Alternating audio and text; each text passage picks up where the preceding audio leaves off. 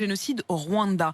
Et ce rapport, il est accablant, en particulier pour François Mitterrand. Oui, accablant, c'est le mot qui résume tout. Les historiens estiment que la France de François Mitterrand s'est investie aux côtés d'un régime qui encourageait les massacres, qu'elle a fait preuve d'aveuglement dans son soutien à ce régime raciste, corrompu et violent. Nos recherches, concluent les historiens, établissent un ensemble de responsabilités françaises lourdes et donc accablante, et ces mots sont très forts. Qu'est-ce qu'on reproche précisément à la France? On lui reproche d'avoir choisi son camp, et c'était le mauvais camp. Il faut rappeler en quelques mots, pour être le plus clair possible, en 1990, il y avait dans ce tout petit pays d'Afrique centrale une guerre civile entre le gouvernement Hutu et une guérilla menée par des Tutsis qui avaient été chassés du pays et qui cherchaient à en revenir. La France a activement soutenu, armé, formé les militaires rwandais, et elle est même intervenue plusieurs fois directement militairement pour les aider.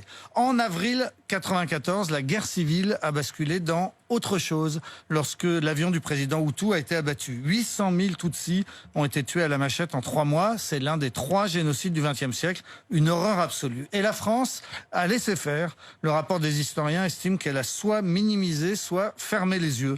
On peut citer 3 épisodes. Au tout début du génocide, une intervention militaire française a évacué de l'enfer les ressortissants français en oubliant volontairement les employés Tutsis de l'ambassade de France et du Centre culturel français qui ont été massacrés. Un peu plus tard, on a reçu à Paris les principaux responsables du gouvernement génocidaire en plein génocide qui venaient réclamer de l'aide et des armes. Réception dans les palais de la République de ces types qui avaient du sang jusqu'au coude. Enfin, 3e exemple, l'armée française a reçu l'ordre à la fin de ne pas arrêter les auteurs du génocide qui ont pu prendre la fuite au Zaïre. Et ce ne sont que 3 exemples. Ces historiens, ils ont travaillé 2 ans sur les archives. Ils ont remis un rapport de 1200 pages et ils n'hésitent pas à désigner les coupables. Et d'abord, le coupable, il s'appelle François Mitterrand. Le rapport décrit le fonctionnement du pouvoir à l'époque. Tout découlait du président. L'Afrique était son précaré. Autour de lui, à l'Élysée, son secrétaire général, Hubert Védrine, était sur la même ligne et faisait passer les messages.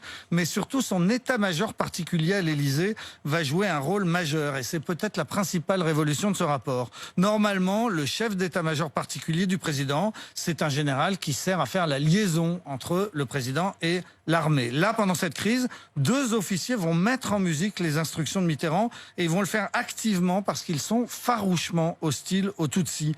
Il s'agit du général Christian Queneau, chef donc de l'état-major particulier, et de son adjoint, le général Jean-Pierre Huchon. Ils vont donner des ordres, faire mettre en place des lignes téléphoniques directes entre leur bureau à l'Élysée et les militaires sur le terrain. Ils ont court-circuité les chaînes hiérarchiques. C'est pas comme ça qu'on dirige une armée. C'est un dysfonctionnement qui a eu les graves conséquences que l'on sait. Mais comment est-ce qu'on peut expliquer cet aveuglement? Alors là encore, la réponse est dans le rapport des historiens. François Mitterrand voulait défendre la zone d'influence française en Afrique. Il était sur ce dossier farouchement anti-américain.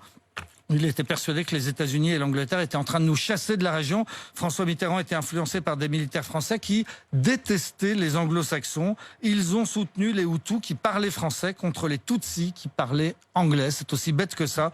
Quand les Hutus ont commencé à continuer à couper les Tutsis à la machette, eh bien la France est restée sur cette ligne. C'est la plus grosse faute de la France depuis 50 ans. Elle a été commise en grande partie au nom de cette défense absurde de la francophonie. Tout cela, on le savait, tout ça avait été documenté depuis 27 ans, mais jamais autant en s'appuyant sur des documents, sur les archives, sur des preuves. Et c'est ce qui fait que ce rapport est tout à fait historique. Merci beaucoup Nicolas Poincaré. Il est 8